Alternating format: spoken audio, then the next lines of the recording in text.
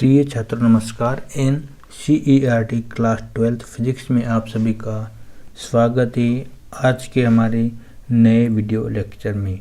और आज का हमारा जो नया वीडियो लेक्चर है वो है अक्षीय स्थिति किसे कहते हैं। अक्षीय स्थिति में किसी दंड चुंबक के चुंबकीय अक्ष पर स्थित किसी बिंदु पर चुंबकीय क्षेत्र की तीव्रता का व्यंजक ज्ञात कीजिए। अर्थात आज हम बात करेंगे कि हमारे पास कोई भी एक दंड चुंबक है, उस दंड चुंबक के अक्ष पर स्थित कोई एक बिंदु है, उस बिंदु पर हमें चुंबकीय क्षेत्र की तीव्रता का व्यंजक प्राप्त करना है। टॉपिक शुरू करने से पहले मैं आप लोगों को बता देना चाहता हूं कि यदि अभी तक आपने हमारे चैनल को सब्सक्राइब नहीं किया है तो प्लीज़ सबसे पहले आप चैनल को सब्सक्राइब करें और बेल आइकन को भी प्रेस करें, क्योंकि जब भी हम कोई नया वीडियो अपलोड करेंगे तो तुरंत उसका नोटिफिकेशन सबसे पहले आप तक पहुंच पाएगा। और हमारे वीडियो को लाइक, कमेंट एंड शेयर ज़रूर करें।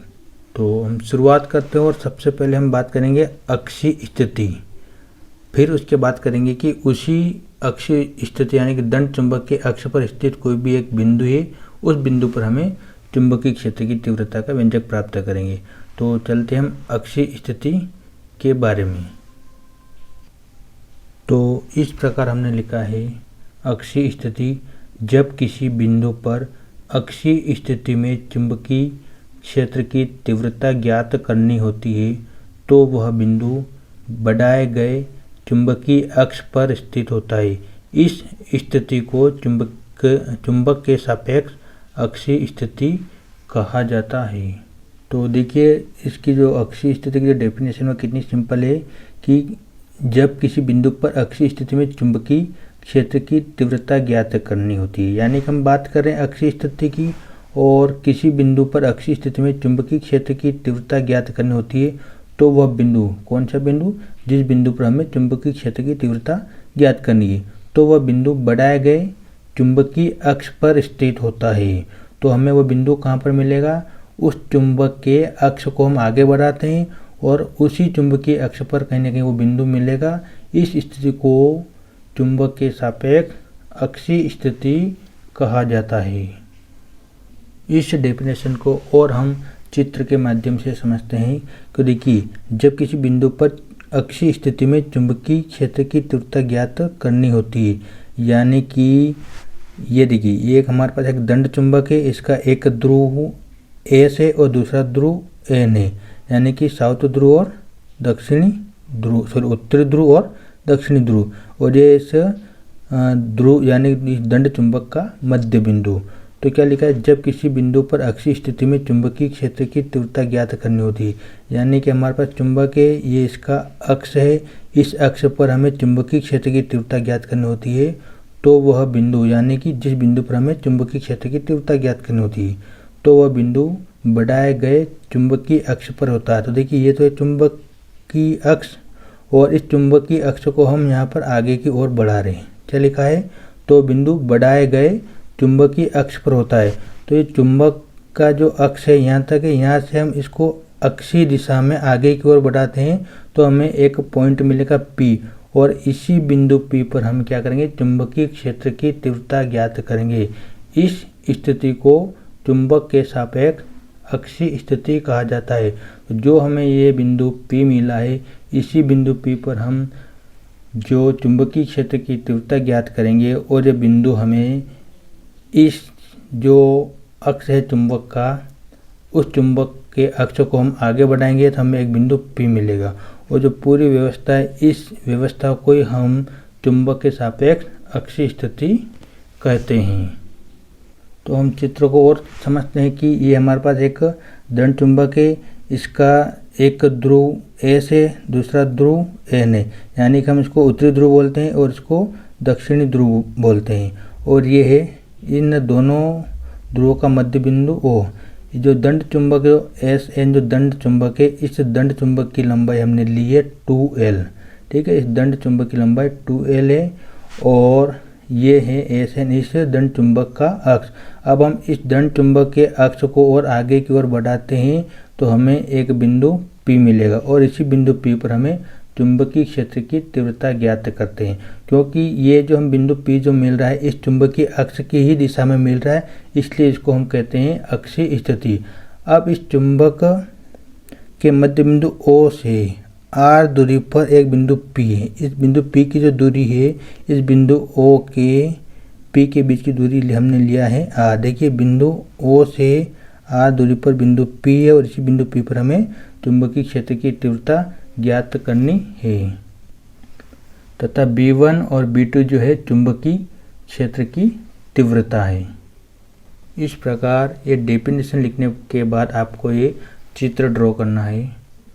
तो इस प्रकार हमने जो चित्र रिप्रेजेंट किया है उसी लैंग्वेज में हमने यहाँ पर लिखा है। तो देखिए हमने लिखा है माना NS एक दंड चुंबक है। देखिए ये N और S एक दंड चुंबक है जिसकी प्रभावकारी लंबाई 2L है और इस दंड चुंबक की जो प्रभावकारी लंबाई है वो 2L है। देखिए N से लगाकर S तक की दूरी कितनी है 2L है। इसके मध्य बिंदु O से R दूरी पर अक्षीय स्थिति में एक बिंदु P है। तो देखिए जो दंड चुंबक जो है इसका मध्य बिंदु O है, इस मध्य बिंदु O से R दूरी पर एक बिंदु P है। ठीक है, ये O जो है इस दंड चुंबक का मध्य बिंदु है। इस मध्य बिंदु O से R दूरी पर एक बिंदु P है। आगे लिखा है जिस पर चुंबकीय क्षेत्र की तीव्रता ज्ञात करनी होती है और इसी बिंदु P पर हमें चुंबकीय क्षेत्र की तीव्रता ज्ञात करनी है। आगे हमने लिखा है कि उत्तरी ध्रुव N के कारण बिंदु P पर चुंबकीय क्षेत्र की तीव्रता, यानी कि जो उत्तरी ध्रुव N जो है इस उत्तरी ध्रुव N के कारण बिंदु P पर चुंबकीय क्षेत्र की तीव्रता और इस उत्तरी ध्रुव N के कारण जो बिंदु P पर चुंबकीय क्षेत्र की तीव्रता है वो है B1। B1 यहाँ पर क्या है, उत्तरी ध्रुव N के कारण बिंदु P पर चुंबकीय क्षेत्र की तीव्रता है। तो इस प्रकार बिंदु B1 जो है ये उत्तरी ध्रुव N के कारण बिंदु P पर चुंबकीय क्षेत्र की तीव्रता B1 हमने लिया और B1 इक्वल होता है μ0/4 पाई इंटू M और NP स्क्वायर।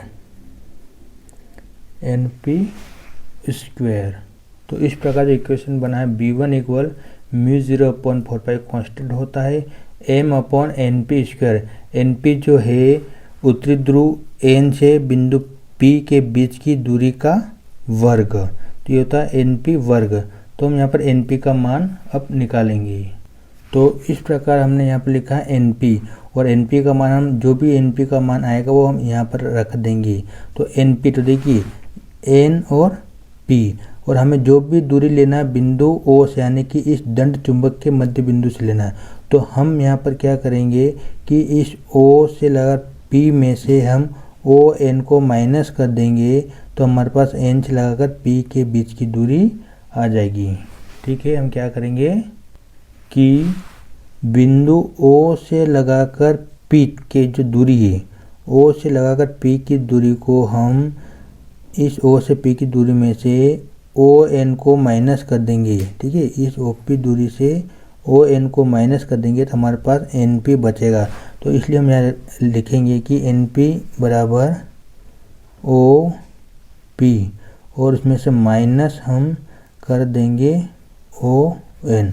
तो देखिए OP में से ON को माइनस कर देंगे तो NP बचेगा। देखिए इस OP में से ON को माइनस कर देंगे तो ये OP बचेगा, यानी इस पूरे में से ये हम घटा देंगे तो इतना बचेगा। अब हम आगे और सोल्व करते हैं कि NP बराबर OP, O से लगाकर P के बीच की दूरी कितनी R। देखिए O से लगाकर P की दूरी कितनी है, तो हमने यहाँ पर लिख दिया है OP की जगह R, बीच में माइनस ON। तो O से लगाकर N की दूरी कितनी होगी L, क्योंकि इसकी दंड चुंबक की टोटल लंबाई 2L है और इसका मध्य बिंदु यानी कि दंड चुंबक का आधा हो जाएगा, इसलिए 2L का आधा L हो जाएगी। तो O से N के बीच की दूरी कितनी है एल। तो एन पी का मान कितना हो गया, आर माइनस एल। अब जो एन पी का मान आर माइनस एल है ये हम यहाँ पर इस जगह रख देंगे।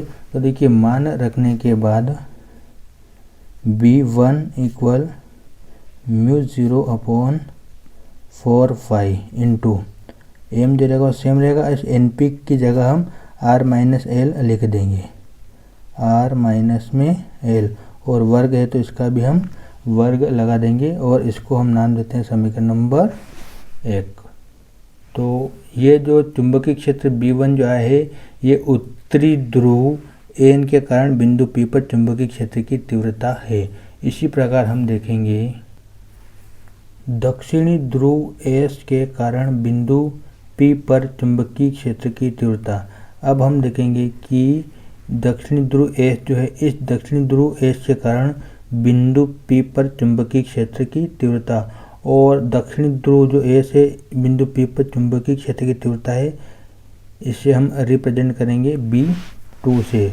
तो हम यहाँ लिखेंगे B2 इक्वल μ0 अपॉन में 4 पाई इंटू एम और SP square, SP square. S यानी कि जिस बिंदु एस से हम इस बिंदु P पर चुंबकीय क्षेत्र की तीव्रता निकाल रहे हैं, तो बिंदु एस और बिंदु P के बीच की दूरी का वर्ग। ठीक है, अब यहाँ पर SP का मान हम निकालेंगे। तो हमने यहाँ लिखा SP इक्वल, देखिए एस और बिंदु P के बीच की दूरी, तो हम इसको लेंगे SO और प्लस में करेंगे OP, क्योंकि SO के बीच की दूरी कितनी है, L है, और O से लगाकर P की दूरी कितनी, R है, इसलिए हम इसको दो भागों में तोड़ देंगे। एक होगा SO प्लस OP। SO के बीच की दूरी L है, क्योंकि इस पूरे दंड चुंबक की दूरी 2L है, तो इसकी आधी कितनी होगी, L, और O से बिंदु P की दूरी कितनी है, R। तो हम इसको लिखेंगे यहाँ पर SO प्लस में OP। अब दोनों के मान रख देंगे तो बना SO, यानी कि S से लेकर O के बीच दूरी कितनी, L, इस पूरी की लंबाई 2L, तो आधे की लंबाई कितनी होगी, L। तो SO की जगह हमने लिया L, बीच में प्लस, O से P की दूरी कितनी होगी, R, तो यहाँ हम रख देंगे R। तो SP का मान हो गया L प्लस में R, तो ये मान हम यहाँ पर रख देंगे। तो मान रखने के बाद B2 इक्वल μ0 अपॉन में 4 पाई इंटू एम, और SP की जगह रख देंगे हम R प्लस में L, R प्लस L, और इसका वर्ग है तो यहाँ पर वर्ग लगा देंगे और इसको हम नाम देंगे समीकरण नंबर 2। आगे हमने लिखा है कि क्योंकि B1 और B2 एक ही रेखा में विपरीत दिशा में कार्यरत है। तो देखिए ये B1 और B2 ये दोनों चुंबकीय क्षेत्र की तीव्रता है, ये एक ही रेखा पर है। ठीक है, ये दोनों B1 और B2 कहाँ एक ही रेखा पर है, लेकिन इनकी दिशा जो है विपरीत है। इसलिए बिंदु P पर जो चुंबकीय क्षेत्र या परिणामी तीव्रता होगी वो होगी फाइनली B इक्वल बन जाएगा B1 माइनस B2, क्योंकि यहाँ पर B1 बड़ा है तथा B2 छोटा, इसलिए B1 माइनस B2। तो हमने यहाँ पर लिखा है कि अतः बिंदु P पर परिणामी तीव्रता, यानी कि इस बिंदु P पर जो है परिणामी तीव्रता होगी वो B इक्वल, B जो है फाइनली परिणामी तीव्रता होगी, और इसके इक्वल में होगा B1 माइनस में B2, यानी कि हमें इस परिणामी तीव्रता से ये वाली परिणामी तीव्रता को माइनस कर देंगे तो बिंदु P पर जो है वो परिणामी तीव्रता आ जाएगी। तो देखिएगा आगे कि इस प्रकार हमने यहाँ पर लिखा है B equal B1 minus B2। अब हम क्या करेंगे, समीकरण 1 व समीकरण 2 से जो B1 और B2 के मान निकाले थे वो मान हम यहाँ पर रख देंगे। तो इस प्रकार हमने B1 की जगह रखा है μ0 अपॉन 4 पाई m अपॉन में R माइनस L का होल वर्ग। ये B1 समीकरण 1 से मान रखा है, माइनस B2 का हमने मान रखा था μ0 अपॉन 4 पाई m अपॉन में R प्लस L का होल वर्ग। ये हमने मान रखा था समीकरण 2 से। तो देखिएगा हमने यहाँ पर समीकरण 1 से मान रखा था B1 का और समीकरण 2 से मान रखा था हमने B2 का। अब हम क्या करेंगे, b इक्वल जो कॉमन है ना उसको बाहर ले लेंगे। तो देखिए अब म्यू 0.4 पर यहाँ पर भी है और म्यू 0.4 पर यहाँ पर भी है, m यहाँ पर भी और m यहाँ पर भी है। तो हम इन चीज़ों को कॉमन ले लेते हैं, म्यू 0/4 पाई इंटू में m। तो अब हमारे पास बचा है यहाँ पर 1 में r माइनस एल का होल वर्ग। ये चीज़ भी बाहर चली गई तो यहाँ पर बचा है 1 में r प्लस एल का होल वर्ग और कोष्ठक को हमने क्लोज किया है। ठीक है, हमने म्यू 0.4 पर इंटू एम जो है कॉमन ले लिया, तो हमारे पास कोष्ठक के अंदर ये बचा है। अगली स्टेप में हम क्या करेंगे कि इसको तो हमने सेम ऐसे लिख दिया है, b इक्वल म्यू 0/4 पर इंटू एम। अब इसको हम यहाँ पर आगे सोल्व करते हुए एलसीएम लेंगे। तो यहाँ पर हम एलसीएम लेंगे r माइनस एल का होल वर्ग और r प्लस एल का होल वर्ग। ये दोनों चीज़ हमने एलसीएम लिया है। अब इस पूरे का भाग हम इसमें देंगे तो ये बचेगा, इसका गुणा ऊपर कर देंगे तो ये बचेगा r प्लस एल का होल वर्ग माइनस इसका भाग हम इस पूरे में देंगे, ये दोनों सेम में कैंसिल हो जाएगा तो हमारे पास बचेगा r माइनस एल का होल वर्ग। तो हमने लिखा r माइनस एल का होल वर्ग। आगे इसे हम सोल्व करेंगे तो बनेगा b equal mu 0/4 pi into में m और कोष्ठक में हम यहाँ पर लिखेंगे कि जो अपॉन में एलसीएम में है पहले उसको देखते हैं कि हमारे पास है r माइनस एल और r प्लस एल। होल वर्ग की हम बाद में बात करेंगे, तो अब फिलहाल हम देखेंगे r माइनस एल और r प्लस एल। तो अगर ऐसा है तो हम इसको एक माइनस में दूसरा प्लस में, तो हम इसको फार्मूले के माध्यम से ऐसा भी लिख सकते हैं कि r का वर्ग माइनस में l का वर्ग है। ये हमने r माइनस एल और r प्लस एल को दोनों इंटू में कोष्ठक में तो ऐसा लिख दिया, और दोनों के ऊपर वर्ग है तो बाहर लास्ट में हम यहाँ पर वर्ग भी लगा देंगे। तो इस फाइनली पूरे स्टेप जो अपॉन में है इसका ऐसा हम बना सकते हैं। अब हम जो इसके ऊपर उसकी बात करेंगे, ये होल वर्ग है तो होल वर्ग को ओपन करेंगे। देखिए तो बनेगा ये r का वर्ग प्लस में l का वर्ग और प्लस में 2r इंटू में l माइनस, और कोष्ठक में इसको भी सोल्व ओपन कर लेंगे तो यहाँ पर r का वर्ग प्लस में l का वर्ग और माइनस का 2rl।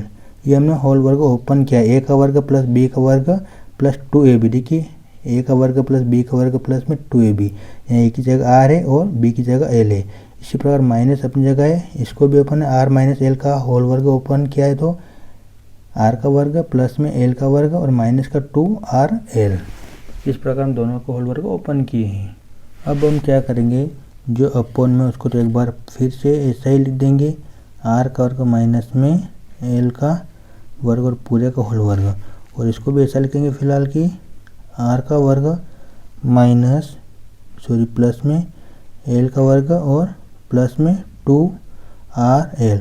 अब जो माइनस है इसके अंदर हम गुणा करेंगे, ये बनेगा माइनस का r का वर्ग माइनस का l का वर्ग, और ये माइनस माइनस प्लस हो जाएगा तो प्लस का 2rl, और कोष्ठक को हमने क्लोज किया। तो अब देखिए ये r प्लस का ये r माइनस का कैंसिल हो गया, ये l स्क्वायर प्लस का है, ये l स्क्वायर माइनस का, तो ये भी कैंसिल हो गया।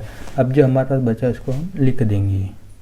तो देखिएगा b इक्वल म्यू 0.4 पर m तो सही चल रहा है, अपॉन में r square minus L square पूरे का होल वर्ग भी वैसे ही चल रहा है, ये दोनों चारों आपस में कैंसिल हो गए। अब हमारे पास बचे यहाँ पर 2rl और प्लस में 2rl, तो ये बन जाएगा 4rl। अब हम अगली स्टेप में थोड़ा सा एडजस्ट करेंगे, यहाँ बनेगा b इक्वल म्यू 0/4 अब जो 4 इसको हम 2 इंटू 2 में इंटू कर देंगे ना, 2 इंटू कोष्ठक में 2, और यहाँ हम आगे लिखेंगे m l, इसको पूरे कोष्ठक में बना दिया और r को हमने थोड़ा सा बाहर लिख दिया, और अपन में हमारे पास चल रहा है r का वर्ग माइनस में l का वर्ग और पूरे का होल वर्ग। कुछ नहीं किया हमने, म्यू 0.4 पे ऐसा इस m को हमने उठा के यहाँ लिख दिया, इस 4 को हमने टुकड़े में लिख दिया 2 इंटू 2, और l अपनी जगह ही और r को थोड़ा सा हमने यहाँ लिखा है। ये इसलिए लिखा है क्योंकि ये जो बनता है एक चुंबकीय आघूर्ण बनता है। तो देखिएगा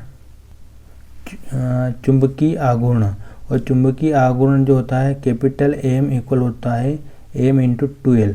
तो M इंटू 2L की जगह हम यहाँ पर रख देंगे ये कैपिटल M का मान। तो हम मान रखेंगे, देखिएगा B इक्वल μ0 अपॉन में 4 पाई इंटू 2 तो चल रहा है, इसकी जगह हम यहाँ रख देंगे कैपिटल M। ठीक है, चुंबकीय आघूर्ण के कारण से यहाँ रखेंगे हम कैपिटल M, और चल रहा है R, और अपॉन में जो चल रहा है R का वर्ग माइनस में L का वर्ग, और अब कोष्टक बंद होने के बाद पूरे का होल वर्ग।